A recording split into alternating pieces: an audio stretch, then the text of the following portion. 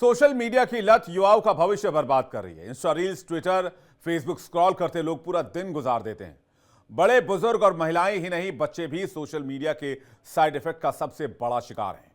Hits और like के चक्कर में युवा रील और वीडियो बनाने के लिए जान तक जोखिम में डाल रहे हैं। सोशल मीडिया फेक न्यूज का भी एक बहुत बड़ा अड्डा बन गया है। लिहाजा ऑस्ट्रेलिया की सरकार बच्चों को सोशल मीडिया का इस्तेमाल करने से बैन करने की योजना बना रही है। सवाल यह है कि क्या भारत में ऐसा किया जा सकता है और क्या ऐसा करने की जरूरत नहीं है। पहले एक रिपोर्ट देखते हैं।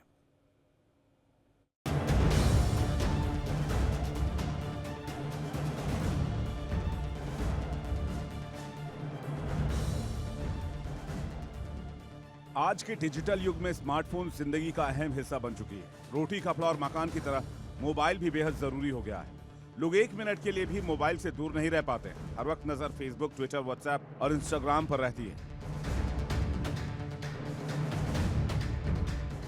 लेकिन इन सब के बीच सबसे गंभीर समस्या यह है कि छोटे छोटे बच्चों को भी मोबाइल की लत लग रही है। पेरेंट्स को देखकर बच्चे भी हर वक्त मोबाइल की मांग करते हैं और हर वक्त मोबाइल पर यूट्यूब, फेसबुक, इंस्टा पर रील्स देखते हैं। ऑब्वियस सी बात है, पेरेंट्स जिम्मेदार हैं। पेरेंट्स उनके डायरेक्ट कांटेक्ट में रहते हैं और पेरेंट्स को मोबाइल फोन वो ज्यादा चलाते हैं। बच्चों को ज्यादा केयर नहीं करने की बजाय वो सोचते हैं कि बच्चा इंगेज है इधर तो हम मोबाइल चला लें। अब बच्चा भी देखता है कि माता पिता मोबाइल चला रहे हैं तो हम भी मोबाइल, ये क्या चीज है, एक नया अनुभव उनके सामने, तो उसको देखने के लिए वो उतावले होते हैं, अक्सर जिद करते हैं। वही जिद जो है आगे जाकर बड़ी समस्या बन जाती है। बच्चों और युवाओं में बढ़ती मोबाइल की लत की वजह है सोशल मीडिया। युवाओं में सोशल मीडिया का पागलपन इस कदर सवार है कि हिट्स और लाइक के लिए हर वक्त रील्स बनाने में मशगूल रहते हैं। रील्स बनाने के चक्कर में नाबालिग लड़के खतरनाक स्टंट करते हैं। सड़कों पर आए दिन स्टंटबाजी के वीडियो सामने आते हैं। कई बार रील्स के चक्कर में युवाओं की जान चली जाती है।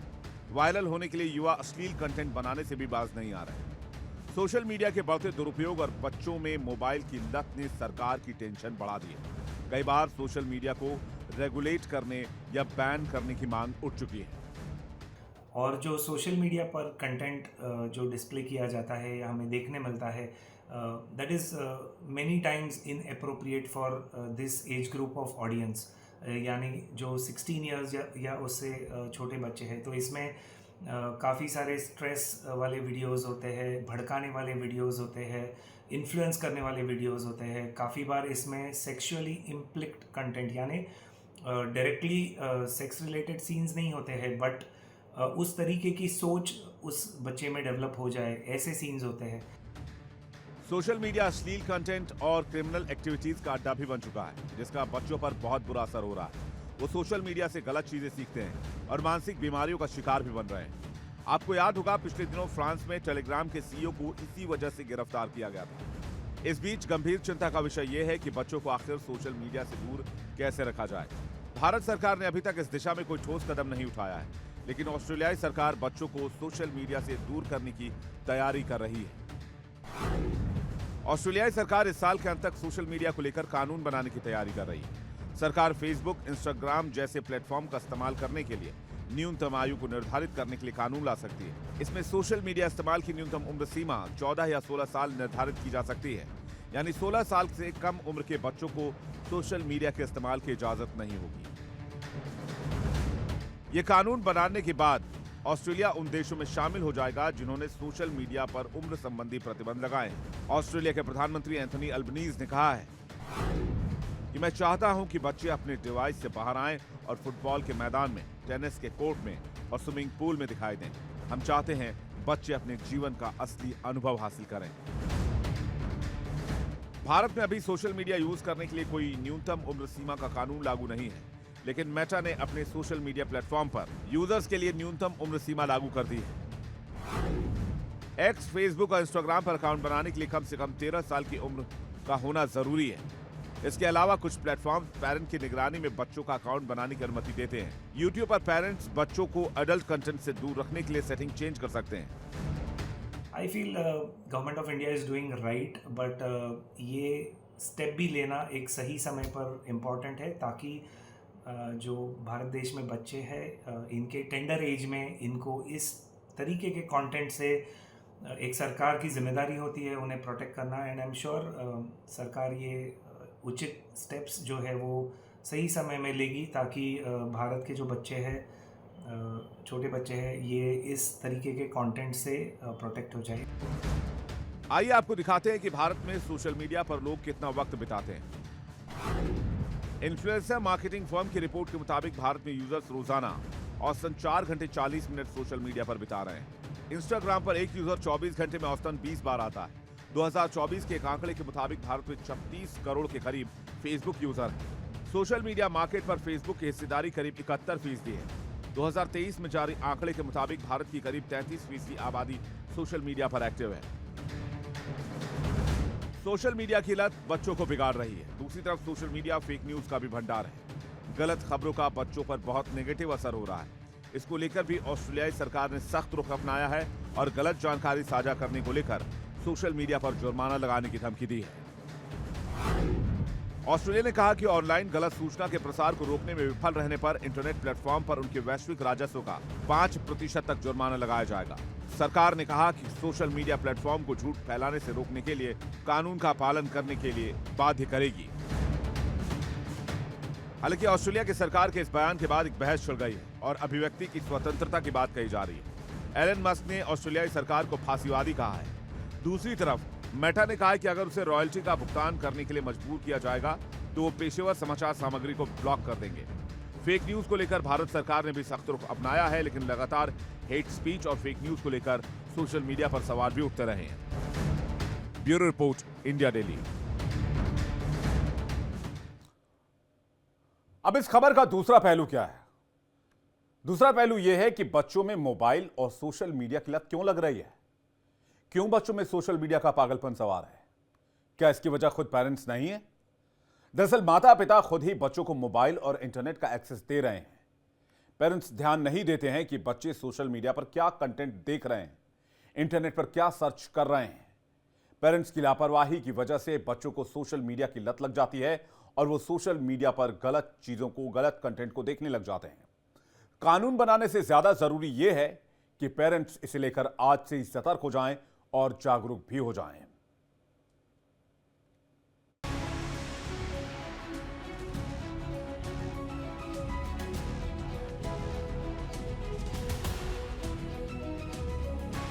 डिजिटल युग में मोबाइल, कंप्यूटर, लैपटॉप हमारी जिंदगी के लिए जरूरी हो गए।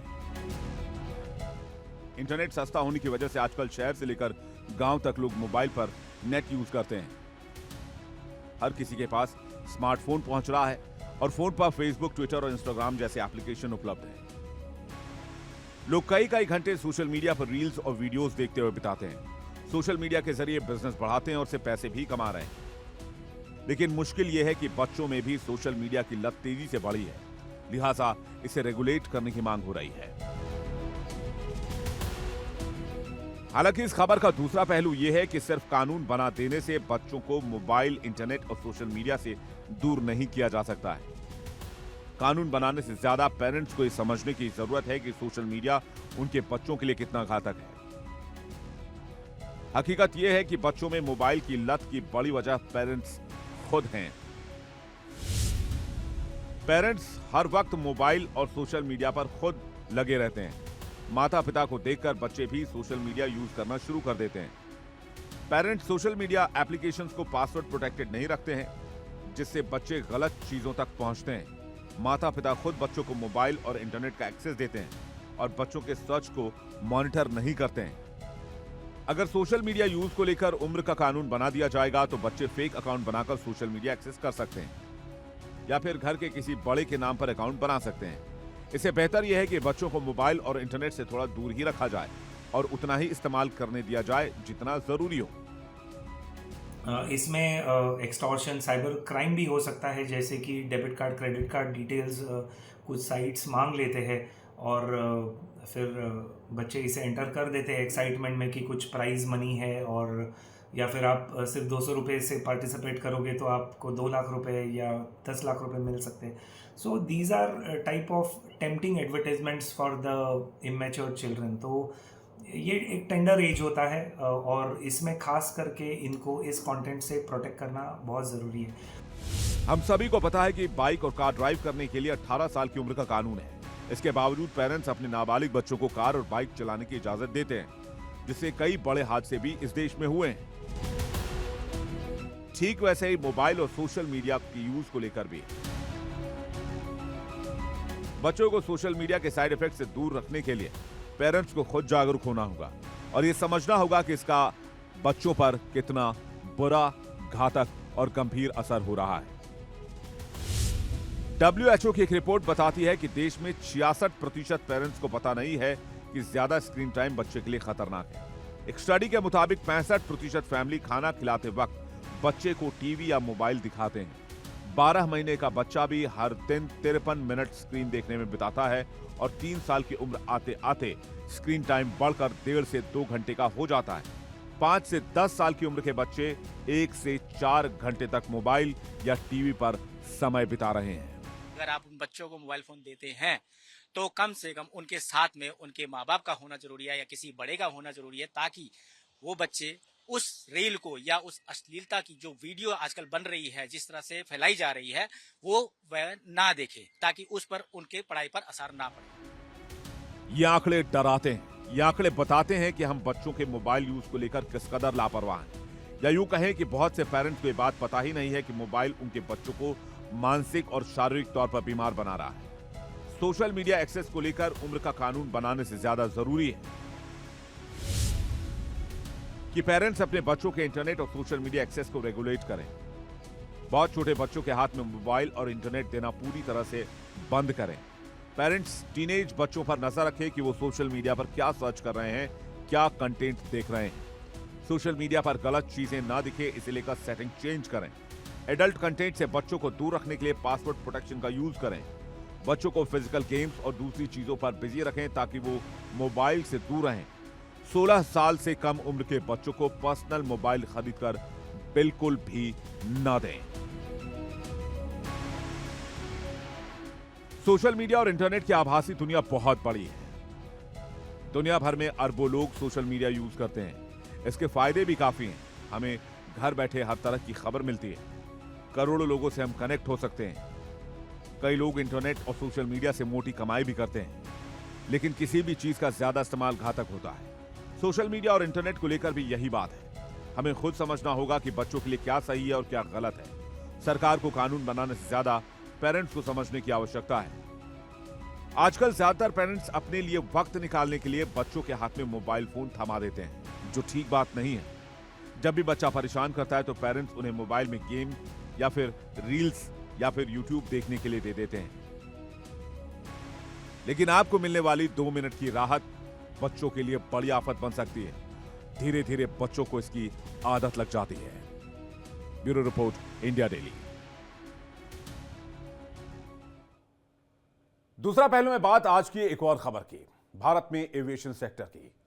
पिछले 10 साल में मजबूत ग्रोथ के साथ भारत दुनिया का तीसरा सबसे बड़ा घरेलू एयरलाइन मार्केट बना, जबकि पहले हम 5वें नंबर पर थे।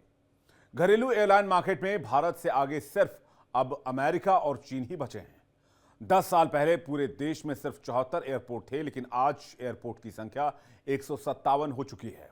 छोटे छोटे शहरों के लिए उड़ानें शुरू हो रही हैं और इस क्षेत्र में बड़ी क्रांति देखी जा रही है। गुरुवार को पीएम मोदी ने दिल्ली में एशिया प्रशांत मंत्री स्तरीय सम्मेलन में हिस्सा लिया। इस दौरान पीएम ने कहा कि भारत में एविएशन सेक्टर में बड़ा बदलाव आया है। उन्होंने दूसरे देशों को भारत में निवेश के लिए आमंत्रित किया। एक रिपोर्ट देखते हैं।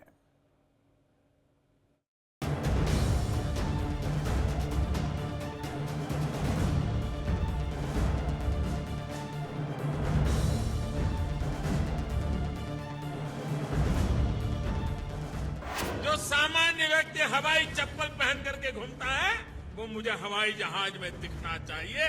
ये मेरा सपना है। 2014 में प्रधानमंत्री बनने के बाद नरेंद्र मोदी ने कहा था कि उनका सपना है कि हवाई चप्पल पहनने वाला भी हवाई जहाज का सफर करे। प्रधानमंत्री ने जो कहा था वो करके दिखाया है। आज घरेलू हवाई यात्रा इतनी सस्ती हो चुकी है कि मध्यम वर्ग भी धड़ल्ले से हवाई सफर कर रहा है। 10 साल में देश के एविएशन सेक्टर का जबरदस्त विकास हुआ है।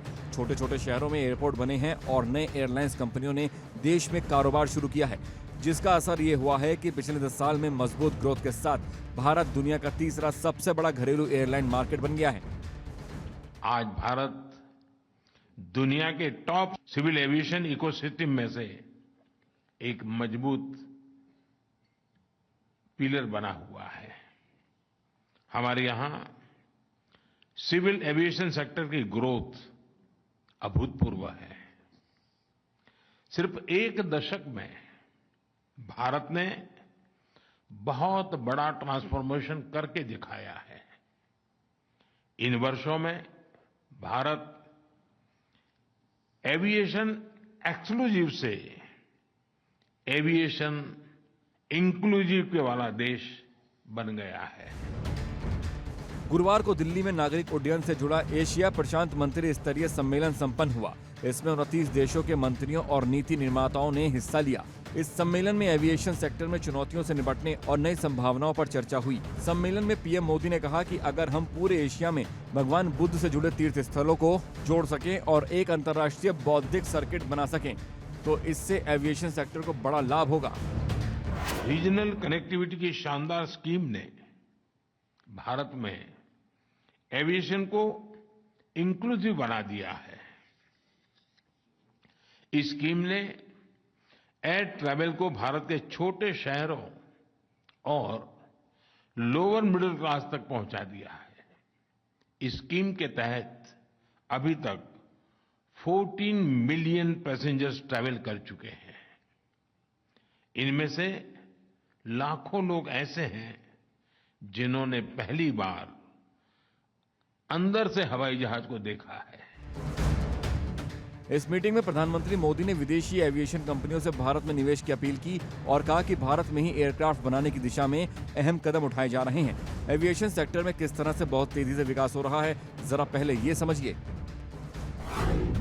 आर्थिक सर्वे के मुताबिक बीते 5 सालों में एविएशन सेक्टर में 72,000 करोड़ रुपए का निवेश हुआ है। 2014 के मुकाबले देश में एयरपोर्ट की संख्या 74 से बढ़कर 157 हो गई है। उड़ान योजना के तहत 100 नए एयरपोर्ट बनाने का लक्ष्य रखा गया था, जिसमें से 85 पर काम पूरा हो चुका है। भारत का एविएशन मार्केट 13% सालाना की दर से बढ़ रहा है। साल 2023-24 में 15 करोड़ से ज्यादा यात्रियों ने हवाई सफर किया था। साल 2023 में 112 नए एयरक्राफ्ट की खरीदारी की गई है और भविष्य के लिए 1000 एयरक्राफ्ट का ऑर्डर दिया गया है। आने वाले वक्त में भारत में बढ़ते हवाई सफर की मांग को देखते हुए 100 से ज्यादा नई हवाई अड्डों और कई और एयरलाइंस कंपनियों की जरूरत होगी। ये आंकड़े दिखाते हैं कि भारत दुनिया का सबसे ज्यादा डिमांड वाला एविएशन मार्केट बना हुआ है। एविएशन मिनिस्टर नायडू के मुताबिक ब्रिटेन की बोइंग और फ्रांस की एयरबस कंपनी सहयोग करने के लिए सहमत हुए हैं। Prime Minister Narendra Modi ji's journey from very humble background to serve the society to transforming India into the world's third largest aviation market mirrors the ascent of a powerful aircraft overcoming all odds to soar high. His life Bharat अभी विदेश से aircraft engine import करके assemble करने की योजना पर काम कर रहा है, लेकिन फ्यूचर में पूरा एयरक्राफ्ट भारत में ही बनने की योजना है।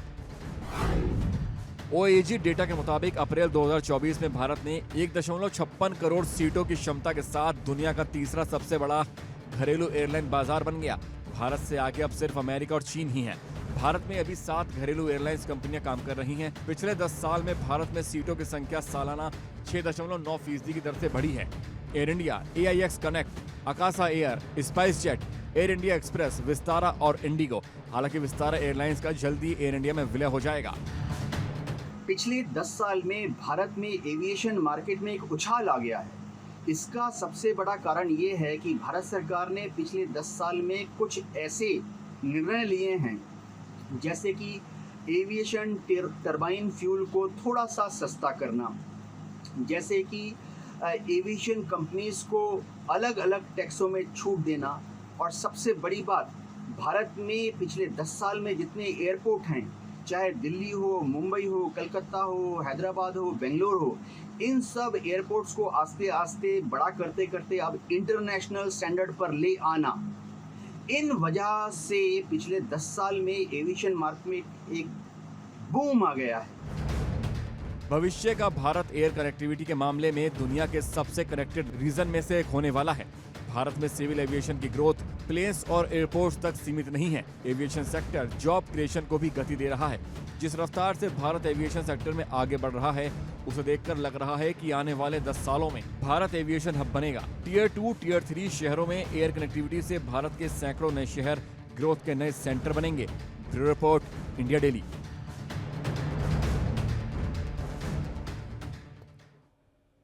अब इस खबर का दूसरा पहलू देखिए। भले ही भारत में घरेलू एविएशन मार्केट में 13% की ग्रोथ रही हो और पिछले 10 साल में देश में एयरपोर्ट्स की संख्या दोगुनी हो चुकी हो, लेकिन हमारी एविएशन इंडस्ट्री को अभी लंबा सफर तय करना है। एविएशन इंडस्ट्री कई तरह की चुनौतियों से जूझ रहा है। देश की सबसे बड़ी एयरलाइंस कंपनी इंडिगो के 75 विमान इंजन में गड़बड़ी की वजह से ग्राउंडेड हैं। गो एयर का ऑपरेशन बंद हो चुका है। स्पाइस जेट भी कुछ संचालित उड़ानें ही, जो सीमित उड़ानें वही संचालित कर पा रही है। पिछले दिनों एयर इंडिया में एक आपको बता दें, सैकड़ों केबिन क्रू सामूहिक सिक लीव पर चले गए थे। एक रिपोर्ट देखते हैं।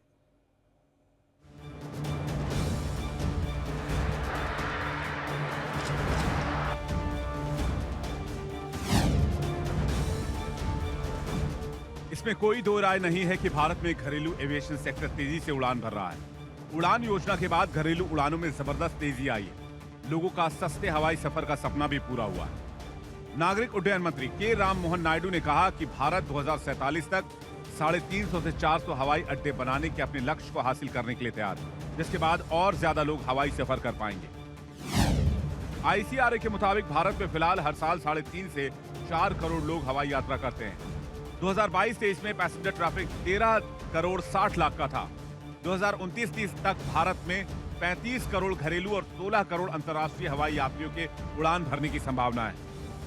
पैसेंजर लोड के मामले में भी घरेलू एविएशन मार्केट शानदार चल रहा है, लेकिन अभी हमें बहुत लंबी यात्रा तय करनी है।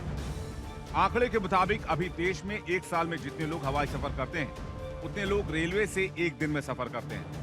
अगर हम रेलवे के एक दिन के ट्रैफिक को एयर ट्रैफिक में बदले तो उसे ढोने के लिए हमें 500 और विमानों की जरूरत पड़ेगी।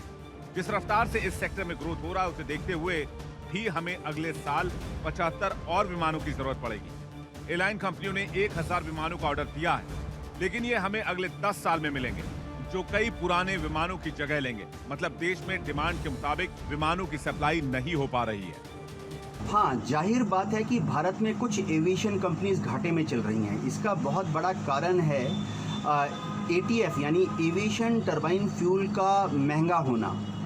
और इसी तरह से एक और बड़ा कारण ये है कि भारत में जितने बोइंग और एयरबस के मॉडल उड़ रहे थे, वो पुराने मॉडल थे, जिसमें कि रख रखाव पे खर्चा बहुत ज़्यादा हो रहा था। लेकिन अब भारत की अलग अलग जो एयरलाइंस हैं, वो इस तरह के नए लेटेस्ट मॉडल ऑर्डर करने जा रही हैं ताकि उनके रख रखाव पर खर्चा कम हो। ऐसी हालत में भारत की जो बड़ी बड़ी एविएशन कंपनीज हैं, चाहे टाटा हो या इंडिगो हो, ये बहुत जल्दी ही हेल्दी प्रॉफिट कमाने लगेंगी। जनसंख्या के मामले में देखें तो भारत चीन को पछाड़कर दुनिया का सबसे ज्यादा आबादी वाला देश बन गया है, लेकिन चीन अमेरिका की तुलना में एविएशन सेक्टर में हम बहुत पीछे हैं। अमेरिका में 14,000 से ज्यादा एयरपोर्ट्स हैं, जबकि भारत में यह संख्या अभी 157 है। एयर ट्रैवल इंफ्रास्ट्रक्चर विकसित करने के लिए भी बड़े निवेश की जरूरत है। भारत की आबादी 1.4 अरब है और हमारे पास 500 विमान है। दूसरी तरफ अमेरिका की आबादी 33 करोड़ है और अमेरिका की एयरलाइन साउथ वेस्ट के पास ही 1000 से अधिक विमान है। अगर हमें अमेरिका की एयरलाइन के साथ भी मुकाबला करना है तो विमानों की संख्या दोगुनी करनी होगी। भारत में अभी सबसे बड़ी एयरलाइन कंपनी इंडिगो है। ये रोजाना 1800 से अधिक फ्लाइट्स ऑपरेट करती है। घरेलू बाजार में इसकी हिस्सेदारी 58% है, लेकिन दुनिया में डेली फ्लाइट्स के हिसाब से देखें तो इंडिगो 8वें नंबर पर है। अमेरिका की साउथ वेस्ट एयरलाइंस रोजाना 4080 फ्लाइट ऑपरेट करती है, जो इंडिगो से करीब 2.5 गुना ज्यादा है। ये आंकड़े बताते हैं कि हमें अभी और लंबा रास्ता तय करना है। अभी हम दुनिया के मुकाबले बहुत पीछे हैं। ICAO यानी इंटरनेशनल सिविल एविएशन ऑर्गेनाइजेशन के मुताबिक आने वाले वर्षों में भारतवर्ष एविएशन का बहुत बड़ा हब बनने जा रहा है। इसके कई कारण हैं। सबसे बड़ा कारण तो ये है कि भारत में जो इकोनॉमिक डेवलपमेंट हो रही है, ट्रेड इंडस्ट्री खुल रही है, इसकी वजह से विदेशों के जो एंटरप्रेन्योर्स हैं वो भारत में आना चाहते हैं, ये देखने के लिए कि क्या भारत में वह अपना पैसा इन्वेस्ट कर सकते हैं। एविएशन सेक्टर में तेज विकास के साथ दूसरा पहलू यह भी है कि इंडस्ट्री कई तरह की चुनौतियों से भरा पड़ा है। अभी भी टाटा की एयरलाइंस एयर इंडिया 4,444 करोड़ के घाटे में है। हालांकि अच्छी बात यह है कि पिछले साल के मुकाबले घाटे में 60% की कमी आई है। सबसे बड़ी एयरलाइन कंपनी इंडिगो के 75 विमान प्रैट एंड विटनी इंजन में गड़बड़ी के कारण ग्राउंडेड है। गो एयर का ऑपरेशन बंद है। स्पाइस जेट भी कुछ ही उड़ानें संचालित कर पा रही है। विमान बनाने वाली कंपनियां बोइंग और एयरबस भी संकट में फंसी हैं, जिससे नए विमानों की आपूर्ति धीमी है। और अब आपको आज की पॉजिटिव खबर भी बता देते हैं। दिल्ली मेट्रो में सफर करने वालों के लिए गुड न्यूज आई है। डीएमआरसी ने यात्रियों की सुविधा की दिशा में एक और कदम उठाया है और multiple journey QR ticket launch किया है। इससे यात्रियों को रोजाना टिकट खरीदने की झंझट नहीं होगी। ये स्मार्ट कार्ड के मुकाबले ज्यादा सुविधाजनक है। यात्रियों को अपने साथ फिजिकल कार्ड रखने की आवश्यकता नहीं होगी। मल्टीपल जर्नी क्यूआर टिकट यात्री डीएमआरसी के दिल्ली मेट्रो सारथी ऐप से खरीद सकते हैं। ये डिजिटल स्मार्ट कार्ड की तरह काम करेगा। ये फीचर ऐप में उपलब्ध करा दिया गया है। MJQRT का इस्तेमाल करने के लिए यात्रियों को 150 रुपए का शुरुआती बैलेंस के साथ ऐप पर रजिस्टर करना होगा। मेट्रो कार्ड की झंझट खत्म, आज से शुरू हुआ क्यूआर कोड। हम बात करेंगे, मेरे साथ मौजूद है, क्या नाम है सर आपका? ईशांत। ईशांत जी, मेट्रो ने क्यूआर कोड लॉन्च किया। जैसे पहले क्या होता था, हम स्मार्ट कार्ड रखते थे, रिचार्ज करते थे उसको और यात्रा करते थे। अब मेट्रो ने एक ऐप लॉन्च किया है कि आप उसी क्यूआर कोड्स को रिचार्ज करो और उसी से यात्रा करो। कैसा है? मेट्रो की सुविधा सामान्य जनों के लिए बहुत ज़्यादा फायदेमंद है। उन्हें बार बार टिकट खरीदने के लिए लंबी लाइनों में नहीं लगना पड़ेगा और उनका वक्त भी बचेगा। मैं मेट्रो कर्मचारियों को इसके लिए बहुत बहुत धन्यवाद और बहुत क्या लगता है कि इससे जो लाइन लगती थी, लंबी लंबी कतारें लग जाती थी, उससे राहत मिलेगी? हाँ अवश्य, क्यों नहीं। क्योंकि सुबह के टाइम में इन्होंने टाइम भी दे रखा है कि सुबह के टाइम में आप इसका इस्तेमाल कर सकते हैं और शाम के टाइम में। तो ये कहीं ना कहीं एक तरह से जो लाइट लगती थी, लंबी लंबी कतारें होती थी, लोगों को दिक्कतें होती थी, वो चीज़ इससे कम होगा। हाँ अवश्य, क्यों नहीं। सुबह सुबह ऑफिस जाने वाले लोग और बच्चे जो सुबह सुबह स्कूल जाते हैं, उनको काफ़ी फ़ायदा होगा, उनका टाइम